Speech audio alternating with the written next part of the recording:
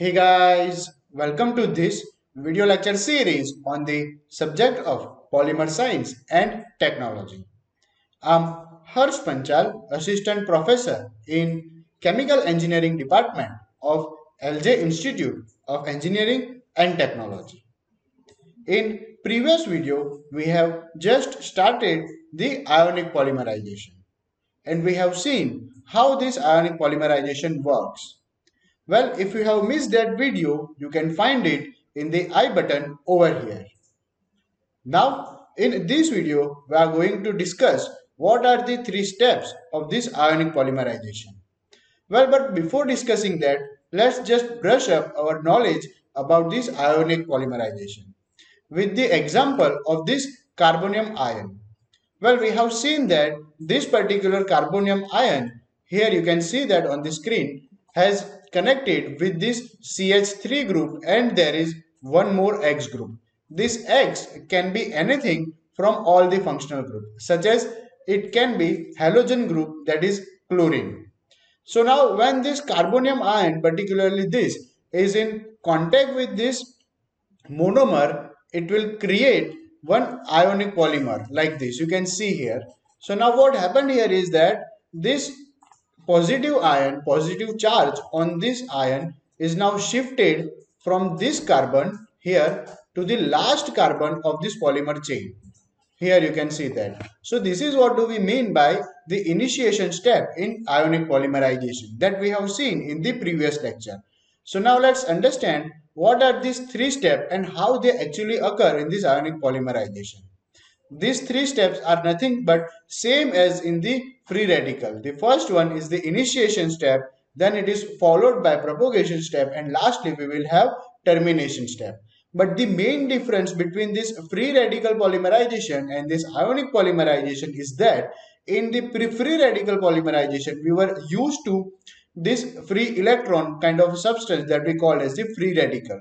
So our initiator decomposes and produces compound that has the free electron and we call it as the free radical. But in the opposite case, that is in the ionic polymerization, we have initiator. That initiator decomposes and it produces ions either in the form of positive or in the negative ions. So this is the main difference between these two methods.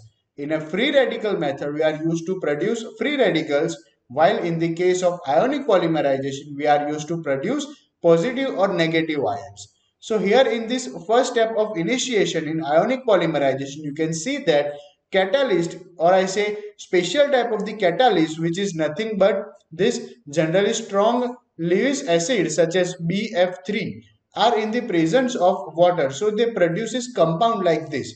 You can see that we have here BF3 which is in a contact with this H2O compound and it is producing ion like this. You can see here. So basically we have BF3OH negative and one proton, that is nothing but your H plus ion, are separated. Now these two ions will react with monomer in order to initiate the polymerization chain that we will cover in a couple of minutes. So now as you can see on the screen, we have decomposed this initiator, or what we call as the catalyst, particularly for this ionic polymerization, has decomposed into two compounds. One is negative ion and another one is the positive ion. Negative ion is this Fe3BOH negative and we have one proton. So here this H plus, or I say proton, initiate cationic and F3BOH negative is this counter ion. Initiation step of polymerization through attack on carbon ion. So it will take place like this. Here on the screen you can see that we have BF3.H2O, that is nothing but your this compound is now in a contact with the monomer called as isobutyl. So it has a 4 carbon like this. Among 3 carbon are attached with these hydrogens and one is the center carbon. It is attached with CH2 with double bond like this. So whenever this particular catalyst will come in a contact with this monomer, it will attack on double bond. And we have said that this double bond is nothing but one is the sigma bond and another one is the pi bond. We can actually very easily break out this pi bond. So when this catalyst will come in a contact with this monomer, it will attack on the pi bond and it will break this pi bond and it will form compound like this. So this compound is nothing but your initiation step.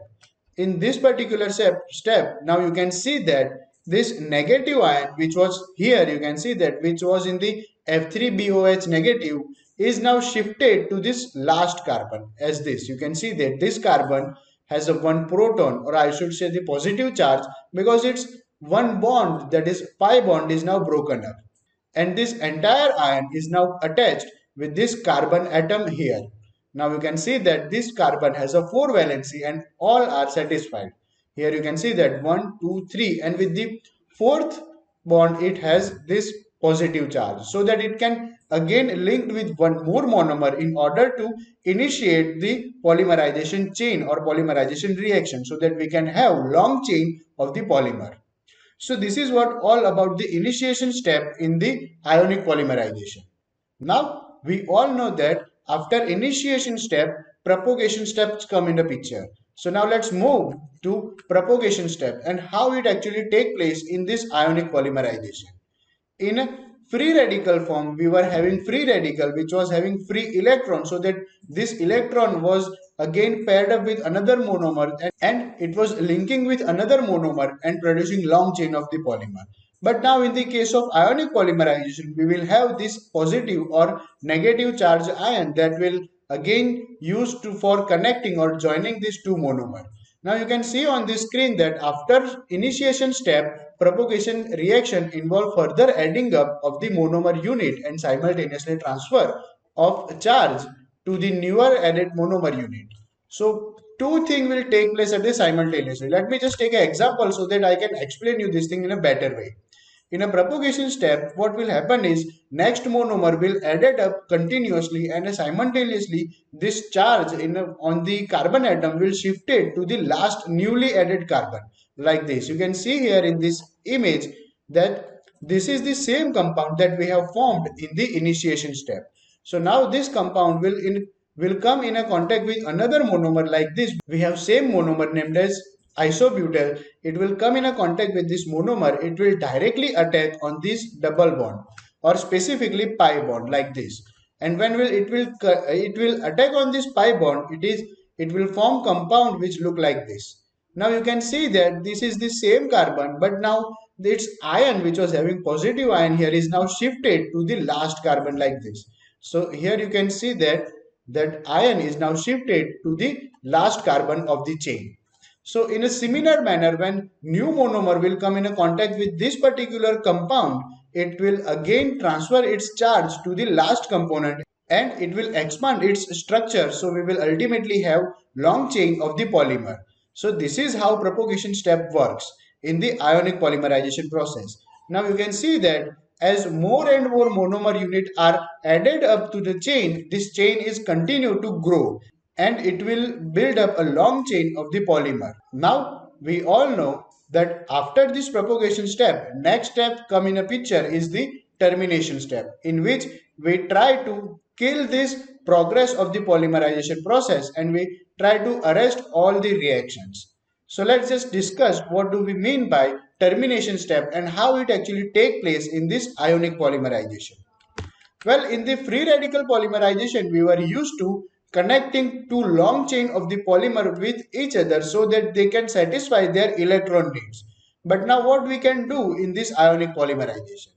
Well, let's just see with the image and explanation what is actually taking place in this ionic polymerization. You can see here after propagation step, termination occur in which collision between growing chain and ions take place. So what we do is we collide two long chain with each other so that this ion can also satisfy each other and they will produce small component. Ionic pair precipitation is the one method that is used for this ionic polymerization termination step.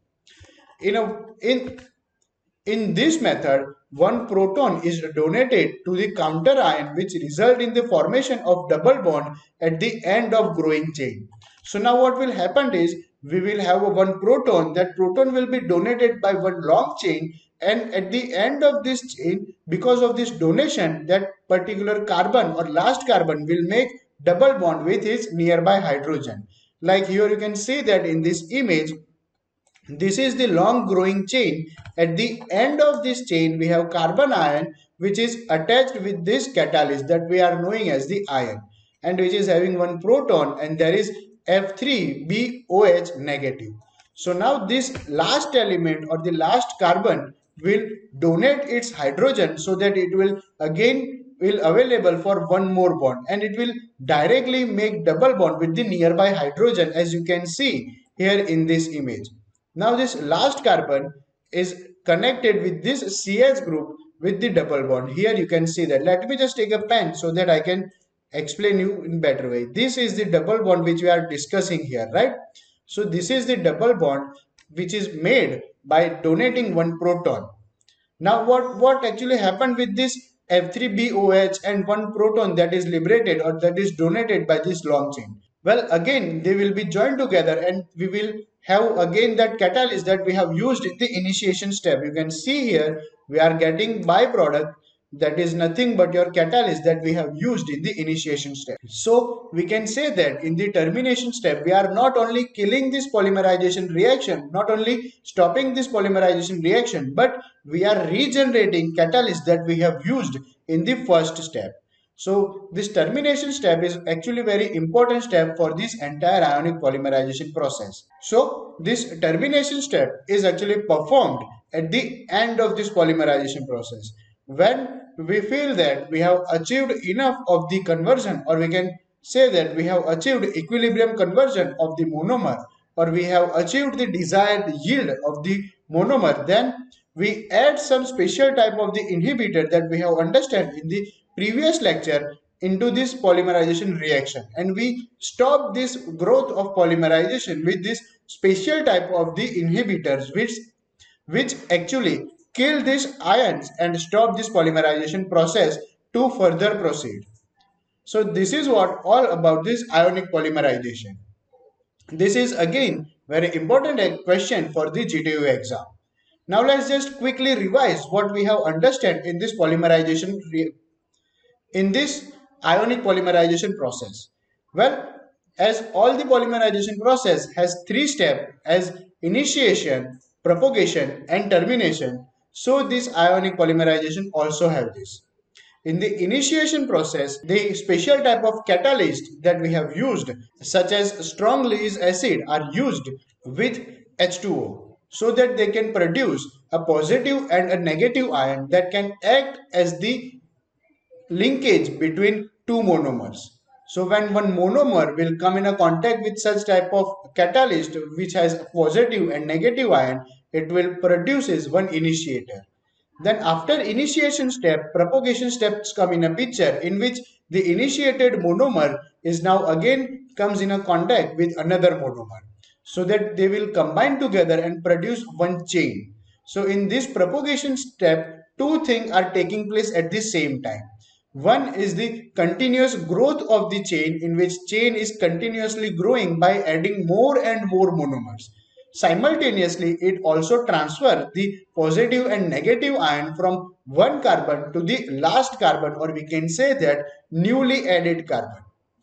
And after this propagation step, one last step come in a picture, that is nothing but your termination step, in which we try to kill or we try to stop this growth of polymerization, in which we add a special type of inhibitor which are capable of arresting this growth of polymer, or we can say that they are capable of satisfying this ion inside this polymerization reaction.